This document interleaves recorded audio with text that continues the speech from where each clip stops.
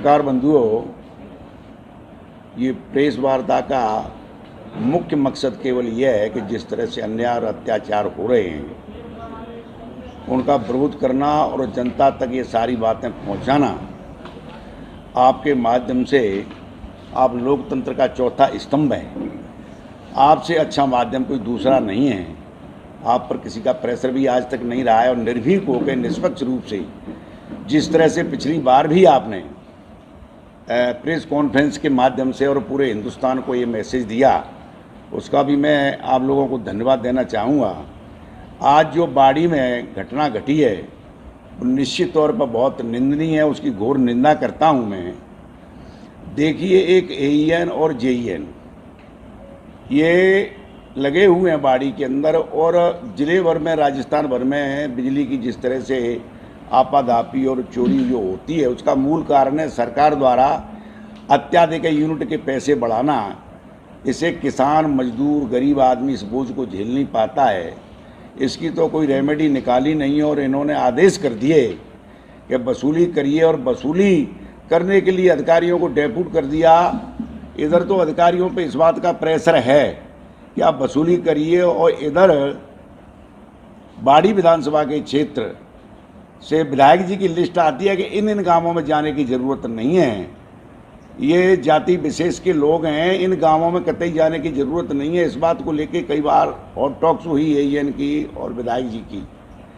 इसके बावजूद अत्याधिक प्रेशर आया तो पहली घटना कूले गांव की है। कूले के प्राप है, इन्होंने 5-6 डीपी उठा ली जाति विशेष की, तो इन्होंने कह दी कि इसकी दाढ़ी में आग लगा दो और डीपी उतार लो। एईएन ने एमडी को फ़ोन किया, एमडी ने एसपी तत्कालीन से बात की, इनका ट्रांसफ़र कल हो गया है। इन्होंने कहा कानून को हाथ में लो, तुम्हारे खिलाफ कार्रवाई होगी, तो वो डीपी उन्होंने वापस उस गांव वालों को कर दी। दूसरा प्रकरण जाति विशेष का गांव महुआ खेड़ा है। लगातार 4 महीने से चल रहा है, सैकड़ों डीपी उठ चुकी हैं, तब तक तो कोई कार्रवाई हो, कोई लेना देना नहीं, कोई झगड़ा नहीं, कोई शिकवा शिकायत नहीं, क्योंकि इनके अनुसार काम हो रहे थे। अब ज़्यादा प्रेशर आया तो महुआ खेड़ा गांव में ये गए और वहाँ से डीपी उठाई। उन्होंने शिकायत की, बोला साहब आप पे लगातार बिल हैं।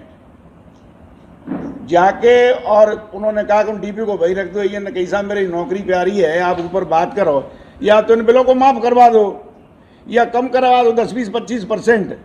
हमारी तो नौकरी का सवाल है, हम किधर जाए। बोला मैं तुझे सिखाऊंगा कानून। और वहाँ जाके 5-7 साथियों सहित जो घटना घटी है वो आपसे किसी से छुपी नहीं है। हद तो तब हो रही है जब मैं आपको 10-20 गांवों के नाम बताऊंगा जहां बोरिंग हो रखे हैं, अवैध रूप से कनेक्शन ले रखे हैं, अवैध रूप से बोर हैं। एईएन की विभाग की हिम्मत और औकात नहीं है कि उनको उखाड़ के ले आए। उदाहरण के लिए कुरेंदा गांव है, गढ़ीसुख का गांव है, जपावली है, पिदावली है, नगरा दूल्हे कहाँ है, अब्दुलपुर है। ऐसे तमाम गांव हैं जहां बोरिंग कर रखा है, डीपी परचेज कर रखी है, डीपी उठा के दिलवा रखी है, अवैध रूप से चल रहे हैं। ऐसी स्थिति में आखिर विभाग और कर्मचारी जाएं कहाँ? इसकी रेमेडी तो सरकार को निकालनी चाहिए कोई न कोई। तो उस तरफ ध्यान लंबे समय से कभी गया नहीं। ये जो तुम्हारे सामने घटना घटी है ये कोई नई घटना नहीं है। आपको मैं याद दिला दूं, इससे पहले एक एईएन अग्रवाल थे, उस अग्रवाल को भी इसी बात को लेके और ऑफिस में जाके उसकी पिटाई की, बहुत बुरी तरह मारा। एफआईआर उसने कराई, उसका ट्रांसफ़र कर दिया गया। मजबूरी में उस गरीब कर्मचारी को राजीनामा करना पड़ा। तत्कालीन सीएमएचओ राजेश, उस राजेश मित्तल को अपने घर बुला के उसके अनुसार उन्होंने मेडिकल नहीं किया, 307 नहीं लगाई, उसे घर पे बुला के उसमें कमरे में बंद करके उसकी मारपीट की। एक जाटव उसको बुला के, स्टोर कीपर को भला सा उसका नाम है, आपको दे रखा है मैंने, उसको बुला के और उसके अनुसार काम नहीं हुए तो उसमें जूत दिए। स्थिति तो तब भयावह हो रही है जब बिजली घर के अंदर इन्हीं की तो गाड़ी लगी है किराए की, सारा समाचार वही देते हैं, लट्ठा पहुंचाने के पैसे कोई नहीं होते, विभाग देता है लट्ठे को पहुंचाना अगर किसी का कनेक्शन है तो। ये लट्ठे के भी पैसे खुद ही लेते हैं। इनके भतीजे भाई अंदर बैठे हुए हैं, उसके बिजली के विभाग के अंदर बैठे हुए बाड़ी के अंदर। वहाँ किसको डीपी देनी है, यहाँ से इनका इशू जब जाएगा उसी को डीपी मिलेगी। दलाल लोग बैठे हुए हैं वहाँ और वो जो दलाल चाहेंगे उसके अनुसार ही इनकी डीपी जाएगी। तो इस तरह का हाहाकार मच रहा है। और ये जो सरकार जो है अधिकारियों को हटा रही है, मेरी समझ से परे है कि इन अधिकारियों को हटा के आखिर क्या मैसेज देना चाहते हैं। एसपी को हटा दिया, इनका अधिकार क्षेत्र है, किसी को हटाए किसी को लगा, मैं ये नहीं कह रहा, लेकिन इनका मतलब क्या है भाई, जो कार्रवाई करनी चाहिए उस कार्रवाई को आप करिए। जिन्होंने बुरी तरह उनको मारा है, 20-20 फ्रैक्चर हैं, एफआईआर दर्ज हुई है, उस कार्रवाई को तो आप कर नहीं रहे हो। माने कि इसको हटा दो, केवल जनता का दिमाग भटकाने के लिए ये कार्रवाई कर रही है। आपने, चलो मैंने मान ली कि सीओ के क्षेत्र का मामला है, सीआई के क्षेत्र का मामला है, इस एसपी को तो क्या लेना देना, एसपी ने कौन सी गुनाह कर दिया। तो मैं ये चाहता हूं, चलो जो आपने कर दिया ठीक है, ट्रांसफर कर दिया, लेकिन गिरफ्तारी तो करो। लगातार जिस तरह से अगर आपने पहले ही कदम उठा लिए होते तो आज ये स्थिति पैदा नहीं होती। पूरी छूट दे रखी है, प्रशासन की हिम्मत नहीं है। तुम्हारे सामने ये घटना कल घटी है, एफआईआर 302 की नामजद हुई है। ऐसी तमाम घटनाएं हुई हैं। मैं आपको अवगत करा दूं कि अभी जो है नगरा दूल्हेखा में एक कोली की ज़मीन है, उसके नाम है, उस पर किसी के 100-200 रुपये होंगे किसी दमंग जाति के, और वहाँ जाके और पुलिस की तो ठेका ले लिया विधायक जी ने कि पुलिस नहीं जाएगी, आप तो उस पर बाउंड्री कर लो, और बाउंड्री कर ली। अब कोली वो मेरे पास भी आया, सब जगह रोया, कोई पुलिस मौके पे नहीं गई, और कब्जा करके वो खेती कर रहे हैं। उस गरीब के नाम ज़मीन है, दाखिला उसके नाम है, उसकी पुश्तैनी ज़मीन है, पिछले 50 वर्ष से वही करता आया है। और उससे कह रहे हैं कि तुझे 100 रुपये, अब 2 लाख रुपए हमारे हो गए, 100 रुपये के वो तू पैसे दे दी। ऐसे अनेकों उदाहरण हैं। अभी आपके सामने जो घटना घटी है तो तब हो गई जब आप देखिए सैंपऊ के अंदर सरपंच का खाता सीज करवा दिया। कोई लेना एक न देना, तू सरेंडर क्यों नहीं हो रहा है, तू सरेंडर हो जा, जब तक सरेंडर नहीं होगा।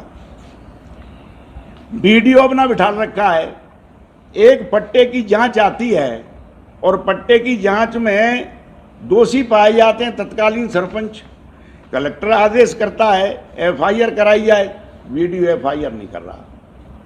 दोबारा रिमांड कराया कलेक्टर ने, वीडियो से कहा कि भी तत्कालीन सरपंच के खिलाफ ये सबूत पाए गए हैं और इनके खिलाफ एफआईआर करिए। एफआईआर वीडियो ने आज तक नहीं की और वीडियो के खिलाफ आज तक कोई कार्रवाई नहीं हुई।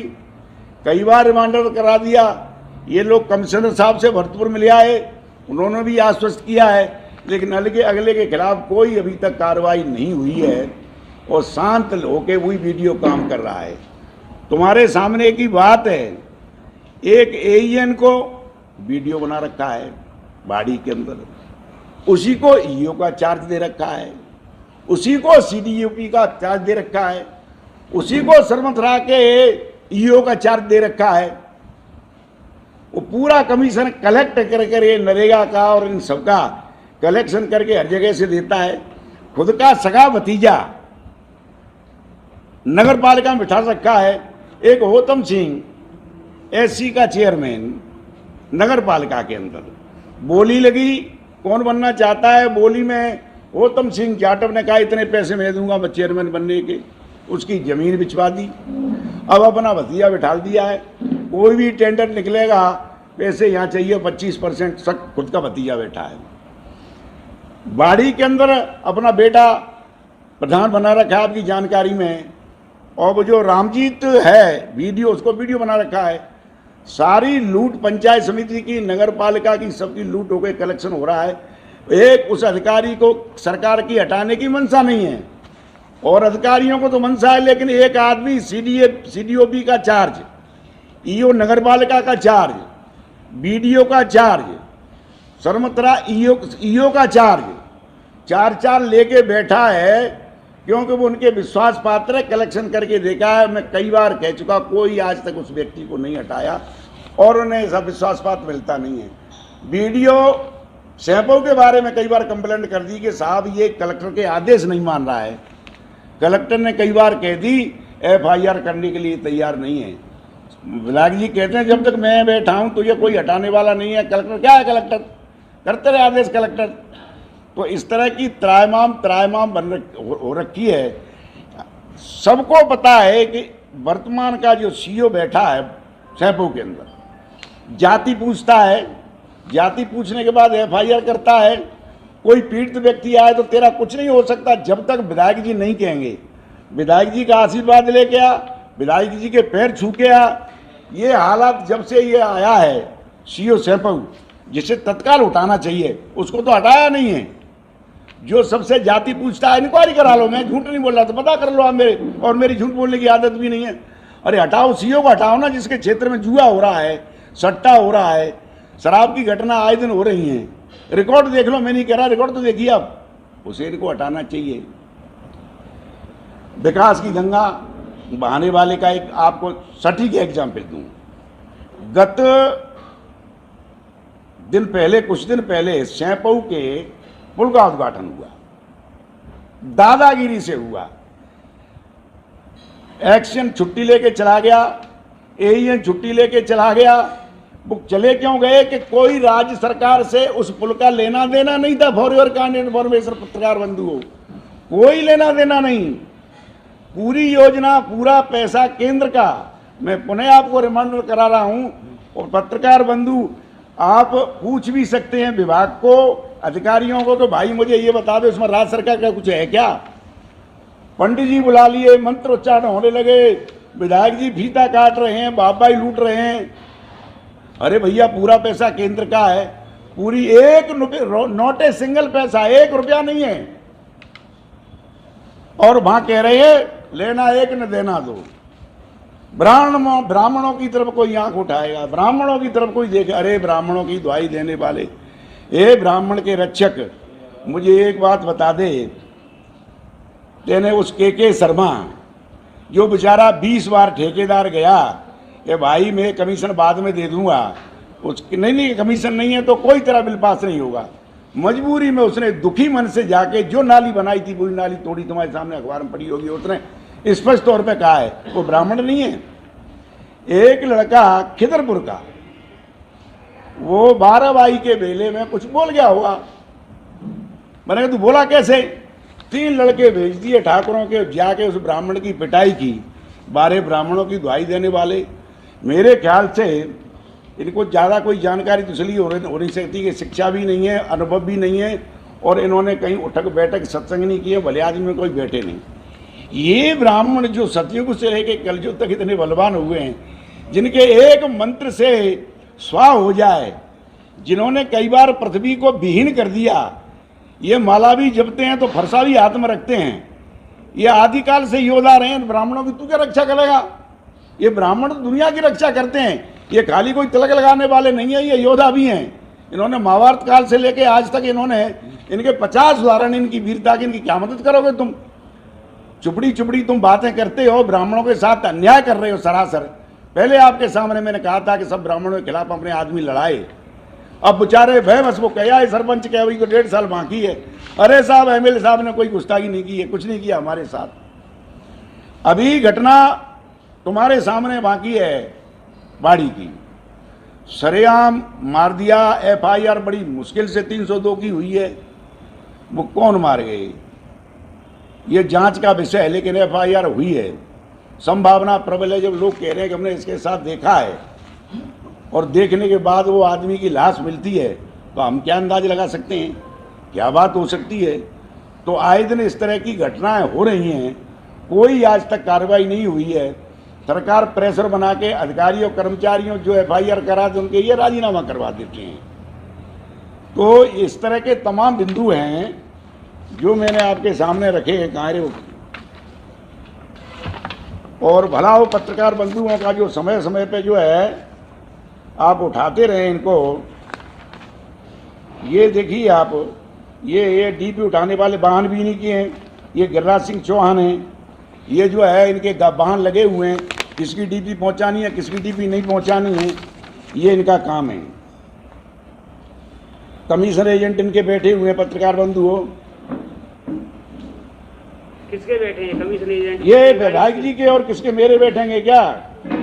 के शर्मा के बारे में मैंने आपको जानकारी दे दी है, विकास पुरुष की मैंने बताई थी आपको। अब आप देखिए, बाईपास निकल रहा है, बाईपास निकल रहा है। बाईपास की मैं जानकारी आपको दे दूं। बाईपास बाड़ी निकालने, ये कहाँ से निकाल रहे हैं? ये निकाल रहे हैं रूंद के परा से भी आगे, जो हमारी नदी है उससे भी बहुत आगे। कहाँ निकाल रहे हैं? खानपुर। जमीन खरीद ली है विधायक जी ने वहाँ अधिकारियों से मिलके। ये कहाँ से निकलेगा? अधिकारियों ने बता दी कि रोड यहाँ से निकलेगी, तो रोड वहाँ जमीन खरीद ली है, इंक्वायरी कराइए आप। इधर कहाँ निकलेगी? अतराज के पुरा पे, खानपुर से अतराज के पुरा पे, अतराज के पुरा से निकलेगी सिंगोरई से ऊपर बाईपास। वहाँ इन्होंने ज़मीनें खरीद ली हैं केवल अपने स्वार्थ। ना बाईपास से कोई लेना नहीं। इसको कौन यूज करेगा इस बाईपास को? जो बाईपास अतराज के पुरा से सिंगोरई निकल रहा है, जो अतराज के पुरा से खानपुर निकल रहा है, जो रूंद के पुरा से। पूछना चाहूंगा कि आप बातें कह रहे हो, क्या आपकी पार्टी ने कभी इस प्रश्न को विधानसभा में उठाया है? बाईपास वाले को या किसी को भी? ये इतनी बात है। ये प्रकरण तो आज हुआ है जो मैं बता रहा हूँ। पिछले जो प्रकरण है उनमें से किसी भी मुद्दे देखिए, आपको तो पता है धौलपुर की स्थिति। पहले बता दूं मैं आपको कि संगठन के बारे में आपको मैं क्या कहूँगा, आपको जानकारी है। ये जो लोग आए हैं उनमें 75% लोग तो कांग्रेस से बीजेपी में आए हैं। कुछ हवाखोर लोग हैं, किसकी सरकार आने वाली है इस पार्टी में आ जाते हैं, जब कांग्रेस आती तो उसमें चले जाते हैं।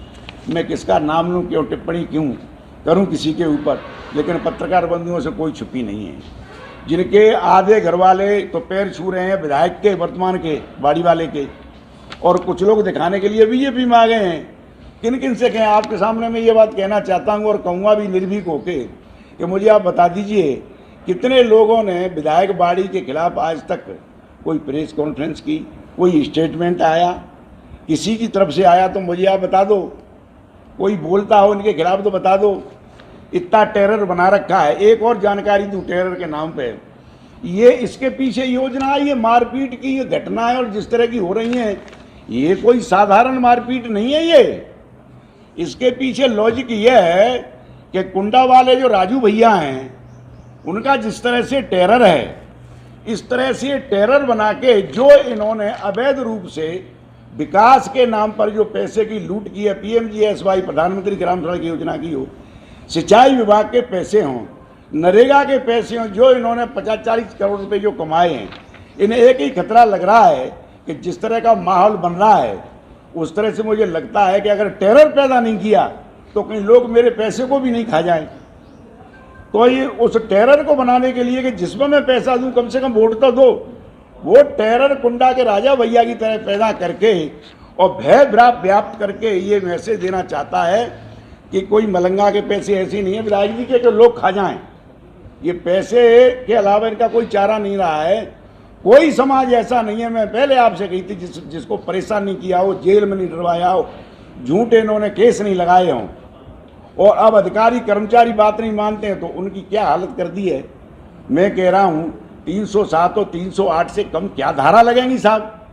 एक एक आदमी के 20-20 फ्रैक्चर हैं, इन्होंने ये धाराएं लगा रखी हैं। खैर अभी तो जांच का विषय हो सकता है लगाएं। तो एक महोदय कह रहे हैं कि मैं मौके पर था ही नहीं। जो व्यक्ति चोटिल है उससे बड़ा बिजनेस क्या हो सकता है कि मुझे इसने मारा, मेरी गर्दन पे पैर रखा है, भी तो कुछ भी कहेंगे। अब कहते हैं पहले क्यों नहीं किया? अरे पहले उसको होश ही नहीं तो क्या कहता? उसके ऐसी का स्टेटमेंट आया कि वो तो होश में ही नहीं थे। होश में आते ही वो पहचानते, उन्होंने बता दी कि विधायक जी आए और मेरी गर्दन पे पैर रखा, मेरे बाल पकड़े और मेरे को तुड़वाया है। इससे बड़ा प्रमाण क्या होगा साहब? मुझे बताओ आप। बेटे में इससे बड़ा प्रमाण तो मैं मानता नहीं हूँ। अब सरकार कोई लिपापोती करवाना चाहे, सरकार कोई बदलवाना चाहे कर्मचारियों से कि तुम्हारी नौकरी खतरे में, तुम नौकरी नहीं कर पाओगे, अन्यथा ये कहो कि साहब नाम ले रहे थे मलंगा सिंह, हमने पहचाना तो नहीं है। कल ये भी कहलवा सकते हैं बचाने के लिए। सरकार बचाना चाहे तो कल स्टेटमेंट कर्मचारियों के बदलवा देगी प्रेशर देके, लेकिन सच्चाई तो तुम्हारे सबके सामने आ चुकी, जो भी वास्तव में घटना है। इसमें कहीं यथशक्ति हो तो मुझे आप बता दीजिए कि कहीं जो है 1% भी कहीं कोई गलती है। ये राजीनामा कराने की कोशिश जरूर। पार्टी क्या कदम उठा रही है इस मामले में, ये तो बताओ एमएलए साहब। आज देखिए, मेरी प्रतिपक्ष के उपनेता से मेरी कल बात हुई थी, वो जयपुर के दिल्ली के अंदर थे। आज अखबार में आया, अभी आपने देखा होगा, वो साहब वगैरह से कोई मिलने कक्षी के नाते गए थे राजेंद्र राठौड़ जी। मेरी बात हुई, उन्होंने, मैंने पूरी घटना उनको बताई है। कल उनके बेटे भी आए थे, 21 अप्रैल को कोई उनका जन्मदिन है, तो कोई प्रोग्राम करना चाहते हैं, खून वून के कोई रक्तदान शिविर पूरे राजस्थान में, जो पॉलिटिकल ये को होता है, तो वो वहाँ मिले थे। तो मेरे ख्याल से आज राजेंद्र जी वहाँ मिलने जाएंगे और फिर वह प्रेस कॉन्फ्रेंस करेंगे, और जो भी बेटर हो सकता है निश्चित तौर पर पार्टी उठाएगी। पार्टी फोरम पे अध्यक्ष जी से भी हमारी बात हुई, आज हमसे बात करेंगे और हमें बताते हैं अध्यक्ष जी के यहाँ किस लेवल पे क्या करना है और वहाँ प्रदेश लेवल पे ये क्या करेंगे। तो स्थिति तो अच्छी नहीं है पत्रकार बंधु, जो कुछ भी हो रहा है।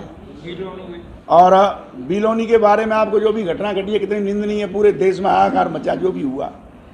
आप देखिए कि हास्यास्पद बात देखिए आप, मैं कितनी बार कहा 5,000 का नाम है जितेंद्र ठाकुर, उसको आज से 7 दिन पहले घर बुला के, और दूसरी पार्टी जिसका मरान, दोनों को बुला के इंक्वायरी करवा लो आप, घर बुला के कमरे में प्रेशर बना के और उनका राजीनामा करवाना चाहता है। वो पार्टी मने करके चली आई।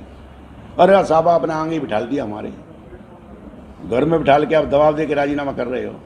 उसे पकड़वाने की याचना नहीं की, और किसी डकैत ने गाली दे दी जिसकी हमने भी निंदा की है, तो पूरे धौलपुर की पुलिस लग गई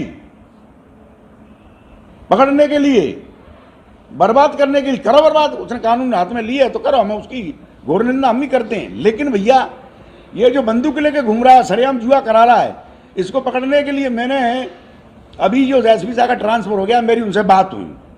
मैंने कहा सर राजीनामा हो रहा है और विधायक जी के घर के अंदर बैठे हैं, क्या तुम्हारी पकड़ने की हिम्मत है? बोले वो फाइल ही हमारे पास नहीं है, हमारे पास फाइल नहीं है। वो ये कह के टरका दिया, और सरेआम अवैध रूप से बंदूक लेके 9 mm की 2 पिस्टल लेके सरेआम घूमता है। उसने एक आध बार ट्राई की, देवेंद्र शर्मा ने, जो तत्कालीन SHO कंचनपुर, उसने एक आध बार ट्राई की तो उसका ट्रांसफर करवा दिया, हटवा दिया उसको। ब्राह्मण है ना, उसको हटवा दिया बेचारे को। तो ये हो रहा है। और कैथरी की आप देखिए घटना, कैथरी में सतीश ठाकुर पूर्व सरपंच अजयकांत शर्मा ने हटाया है। उनके आदमी पे उन्होंने झूठा मुकदमा लगवा के और 4 लाख रुपए ले लिए, और रुपए लेके और तब राजीनामा किया। FIR करा दी, FIR हुई है ना, FIR करा दी रिंकू, और उस पर झूठा मुकदमा लगा के और राजीनामा करवाया है झूठा। पुलिस उनका 1 मिनट में कैसा भी मुकदमा कोई लेके तो चला जाए, और पुलिस पूछती है कहाँ से आया है, किस बरादरी का है। इस तरह का तांडव तो आज तक अंग्रेजों के टाइम में भी नहीं हुआ।